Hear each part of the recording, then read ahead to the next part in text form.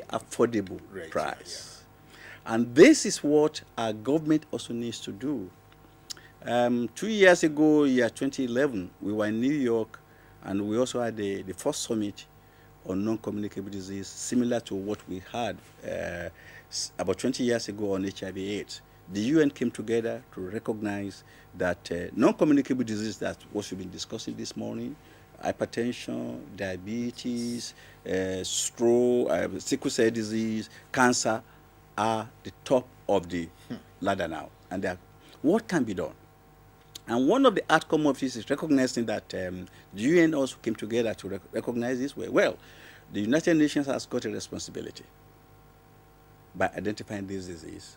And during the time of HIV/AIDS, then, in the early 2000, it was identified. Yes. But that was back with money, with funding from a lot of UN agencies.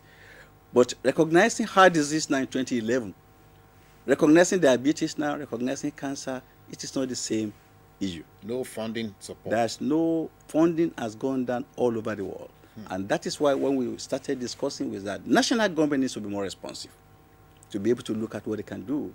So back to what you talk about stroke, we need to bring down, government needs to be able to look at the pharmaceutical industries and to look at how we are going to encourage our drug industries to be manufacturing all these drugs locally. Okay. Because most of the drugs you use for hypertension, for diabetes, for cancer are imported drugs. And if they are imported drugs, that means that already 50 to 60% of that is going to be paid in foreign exchange. And who is going to pay that? It's the patient is going to pay that. So we need, our government is being sensitized, and they also know that we need to encourage pharmaceutical industries to be able to bring down the cost of drugs so that people will be able to afford it. And if they can afford the cost of drugs for hypertension, they can afford the cost of drugs even for sickle cell disease, for diabetes, for cancer, then we are going to be having less people with stroke. And this is in terms of responsibility. So the government has got a responsibility at the national level. There's a responsibility also at the local government level and also at the state level. And also, the individuals also need to have responsibility for their lives. Yes, I'm just going to come to the individual responsibilities. Knowing the predisposition of our people, to the fact that, look, once you cannot afford orthodox medicine because of the high costs, so let's fall back on our old age traditions. Now, Doc, how helpful is that in a matter like stroke, hypertension, with everybody going to visit the Paraga shop, going to visit the concussion woman that is carrying this all remedy concussion up and down the whole place? I mean, because that's the last, the first run. Last hope. Yeah, the last hope of the man. So what do we say to that, sir? Well, this takes our minds back to awareness, information, because when people are informed, they know that whatever action they take is their responsibility. It's like being advised not to cross when the car is moving. And you still insist that you're going to cross. And you insist you're going to cross. But once you know the consequences, but it is the responsibility of the government, this is the responsibility of agencies like you, it is the responsibility of non-governmental organizations to pass down the information. So I believe that when the information is there, one, from the scientific point of view, science has done a lot of research to come to the conclusion, to be able to know that hypertension causes stroke. And then, if you have this, these are the tablets you take. Yes. And if you develop this stroke, it is not the end of life. You can still come out of it if you follow the acceptable scientific method. And the people are trained. That is why we have the doctors, we have the nurses, we have the health professionals, pharmacists who are trained along that line to be able to say, if you have stroke, these are the things you should do. These are the drugs that you should. These are the tested drugs. You just don't go and take any drug. So, like you did mention, there's still need a lot of information in our society. But I do know, I haven't trained in Nigeria, and I left medical school in the mid-70s. Yes. And I do know that there's been a lot of progress in our society. I do know when Professor Olukoya Ransome Kuti was the Federal Minister of Health, how much I'm alive to see how much he struggled to bring in the traditional healers along and to see the good they have. And now today, even we have a traditional medical council, which is a lot of development. That means that all hope is not lost. So when you bring people closer, when the people knows information, they have their limitations, they recognize their limitations, and they know what they should do. So that is to say that all hope is not lost, and we should still continue to pass the information and the awareness in our community. I like that your comment about how to make it all inclusive, so that even the traditional medicine people don't feel ostracized and therefore go into hiding or go into his cellar, and they're trying to now begin to have a secondary market somewhere there. We are going to continue this conversation, but we want to take a short break.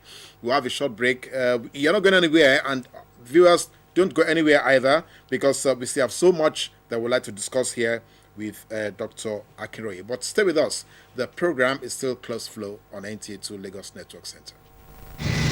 Oh yeah, my guys, we're gonna buy ticket to win brand new motor, man. Hey, Yaro, menene wannan. Now waiting at the same. Now NTA2 viewers bonanza, where you go fit win tear rubber Ayanda asset. Hey, egba mi o, una don come again. So, you never finish oh. The second prize na double door fridge freezer. Third prize na 6.5 kVA generator, plus other small prices like iPad, iPhones, 32 inches LED and LCD TVs, plus small fridge, where if you put for your bedside to take cool your mind. Nah man, na for selling time they buy this thing now. No be lie you. Things don't dey easy now. From your computer or your phone, you fit get your PIN from www.globalpay.com.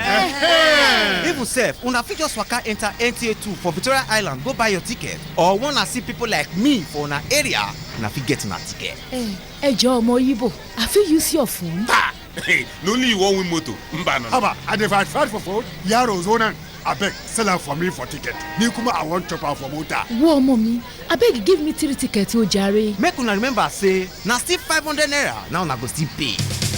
Hurry now, choose the one wey good for you, make you fit win Chacha and Hyundai Accent Motor plus the other ogbonge prizes for NTA2 Viewers Bonanza. NTA2 Viewers Bonanza, your dream will come true. Na Adnan Communication dey support this matter.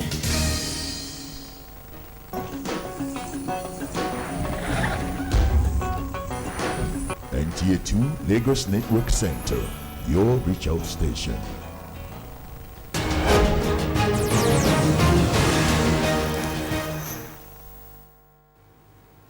Thank you for staying with us. It's still Close Flow, and we still have Dr. Akinroye here. Now, let's quickly put this on the straight, because it's a little bit reassuring the way you have presented the matter, that all hope is not lost. And I would like us to continue with that refrain so that Nigerians can also believe that all hope is not lost. But, Doc, how does it get to you when you look at the ratio of health, that is trained personnel, to the huge number of Nigerians who need attention? Can we even have, because we know we have dearth of information in Nigeria. Do we really have can we look at it? Do we have a figure? How many doctors do we have to Nigerians, per Nigerian? Well, Mr. Martins, I don't have the figure just off the cuff with me now, but I do know that Nigeria is one of the countries with a substantial number, remarkable number of health professionals in the population. But having said that, when I say that, I mean the number of doctors we produce per annum. Of course, you know the number of medical schools. And when I left medical school, there were only 4 medical schools in Nigeria. But now we have certainly more than 30 medical schools. And we have nurses we produce every year. We have other health professionals like pharmacists we produce, physiotherapists, people in the laboratories that we produce to support the health system. Even also we used to produce, I don't know, we used to produce health administrators. I'm sure we still produce, yeah. So when you look at that, but the challenging part of that is that how many of that are still within the country? The geographical expression of Nigeria. Geographical expression of Nigeria. When you talk to the new graduates or even new consultants or the one, everybody wants to get out of the country. And the ones that even have gone out of the country, whether they are doing their training or they finish their training, quite a few of them would like to come back. Quite a few. And why is that? It's just because we still have a challenging health system. You will also look back, say, the last 10 years, what a term we never knew before has been introduced into our language called medical tourism. Medical tourism is a new language that people now take their boxes. They are either on their way to India or they are go to Dubai or they are going down south to South Africa just for health. Medical attention. For medical attention. So we need to refocus ourselves. We need to look back. We need to build our health system because you can only help yourself. We can only help ourselves. So we are producing quite a lot of doctors. We are producing quite a lot of other health professionals. But how does that translate into our health system? And that is an area which we really need to focus on. Because we did mention when we started our discussion that government, gone is that era when you only focus on government as being the provider of health. Yes. It is now recognized that it is now a private-public participation and partnership. So our national government needs to develop that private sector. We need to develop, of course, most of the hospitals where my people go in medical tourism are private institutions. Yes. So why can't we have a similar look back? How are we going to develop? Of course, let me also, just 2 days ago, I was talking to a colleague of mine and we were talking about the aviation sector. I'm sure you remember maybe about 20 years ago when we used to have barely, you can count on your fingertips number of aircraft that goes between Abuja and Lagos. Just between Abuja and Lagos now. But now today, what has happened? There has been a redevelopment into that. So as we are having aviation fund, we also need to look back. Health fund. How do we have a health fund? And we have been saying this for ages. I participated in the Awolowo Foundation, Obafemi Awolowo Foundation, looking at the health sector, I think it's about 10 years ago. And we also look at how do we really fund into the health sector. We talk about this all the time, but I believe we have enough Nigerians that are endowed.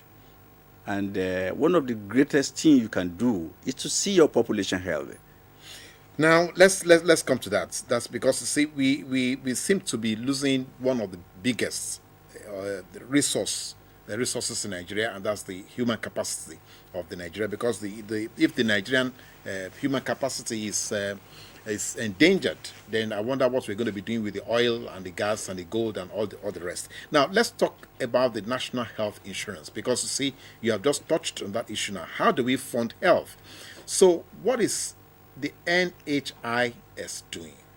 What have you garnered that scheme is doing? What has it done? Have you felt the impact at any point? Have they come to the Heart Foundation to say, what are you people doing? We would like to support you. Can you give us an idea, if you have any, Doctor? Well, Mr. Martins, to be very honest with you, I really have to say that we need to give kudos to the present administration when we talk about the national health insurance. As far back as my memory and the knowledge I've appeared can permit me, I'm told that we had been looking at the national health insurance in this country for more than 40 years. 40 years? More than 40 years. And it was this administration in the last 10 years that has brought it to the fore. So, but having said that, hello, good morning. Yeah, good morning. Good morning, sir. Hello? Hello? I think we lost the call.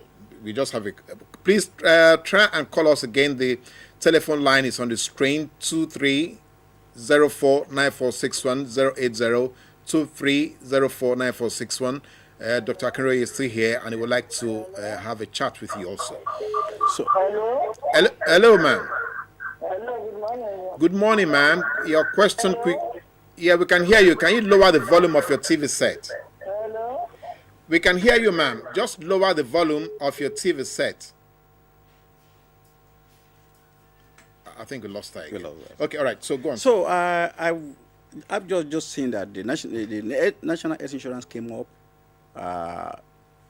in the last few years, and we do know that less than maybe 8% of the population in Nigeria are participating in that scheme. But for us to have started at all and to see it through, that means that we have hope. So we really need to look at how we are going to fast track things, how we are going to make sure that not only a section of the population, less than even 10%, are benefiting. How are we going to make sure that 70% of the population at least can benefit into this?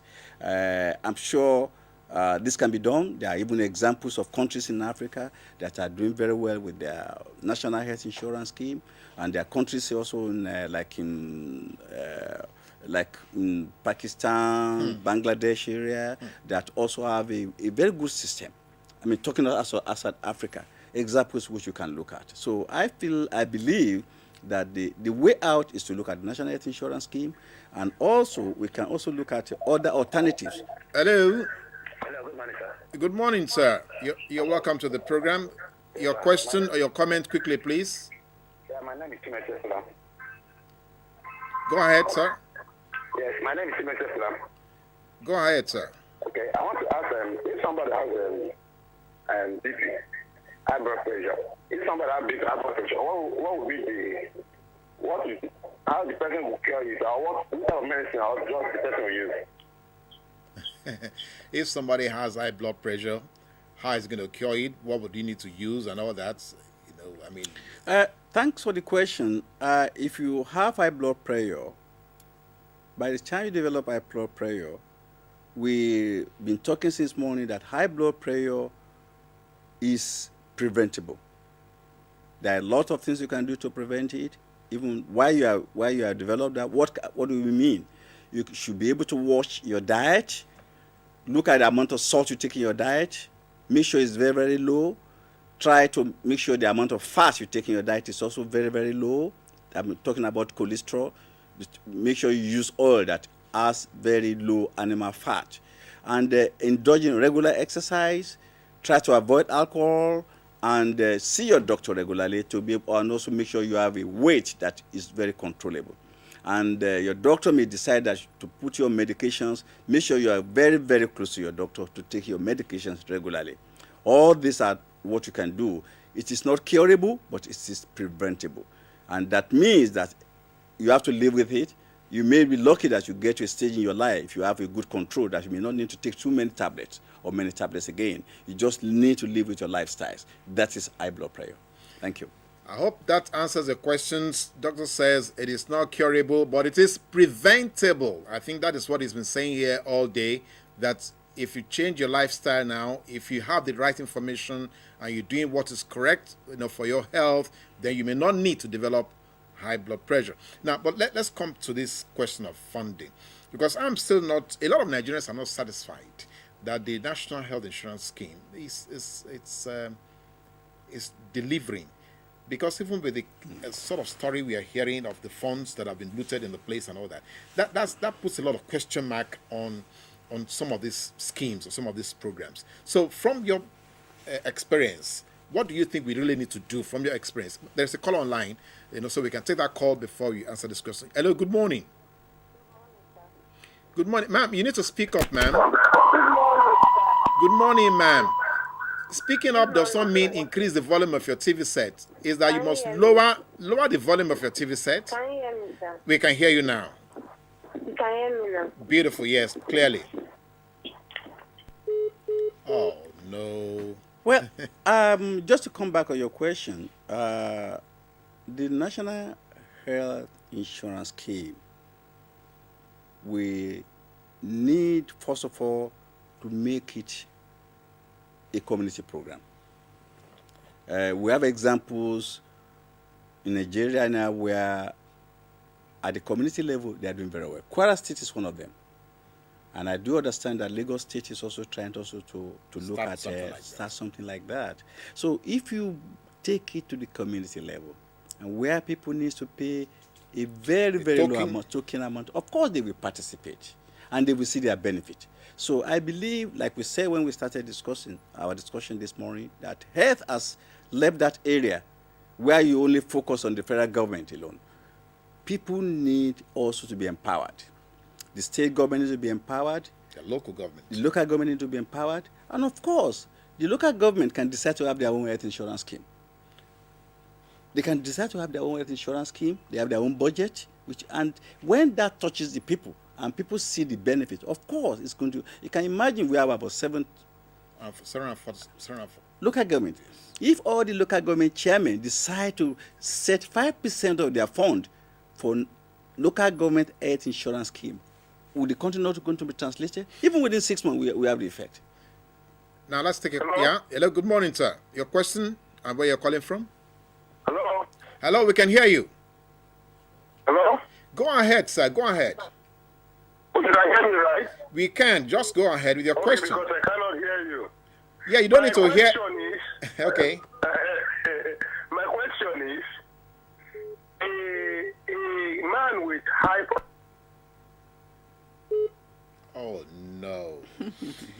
Well, it's like we're also having some kind of communicable diseases with the telephone lines. I put up part of my expression. So, yes, we're going to say at community levels, if local government chairmen or local government authorities can set up their own health insurance scheme. Yes. You can see that then it might be easy even for us to see how fast these things can go to influence people and to affect people's life. So I believe, even taking from the examples of Kwara State, which we know is started and it's working, we can learn from that example and see how we can also step up community health insurance scheme. Now, I think maybe we should just put it back on the street. Hello, good morning. Hello, good morning. We should just put it back on the street. I think Dr. Akinroye has raised a very germane point here where, communities, local governments and all that can therefore set up their own health insurance scheme. I think Nigerians should begin to ask their representatives if they can put up a program like that. Now, there is this program the Congress of Cardiology came up with, recently, where you said the target 25-25. What does that mean to the man on the street? Well, this was a resolution that we came up after the 2011 UN summit, which we had in New York, looking at the non-communicable diseases. And we did recognize by 2025, we should be able to influence the forefront diseases. That means that we are targeting 25% of the population. By the year 2025, they must be influenced. For example, if we are saying that hypertension, 25% of the population must be influenced. Doc, 1 second. Hypertension. Yes. Hello, good morning. Good morning. Good morning. We're having problems with our telephone lines. Please just bear with us. Keep the calls coming. Dr. Akinroye will be here for a while. We'll see if we can extend the time if it's possible so that he can be able to answer some of your questions. Okay, so 25, yes. So we are saying that by 2025, in all the countries in the world, we are targeting those key factors: hypertension, cancer, the tobacco smoking, the physical activity within the community, the diabetes. Yes. Hello. Good morning. We can hardly hear you. Hello. Good morning. Our audio is failing in the. Hello. Oh, sad. Sorry.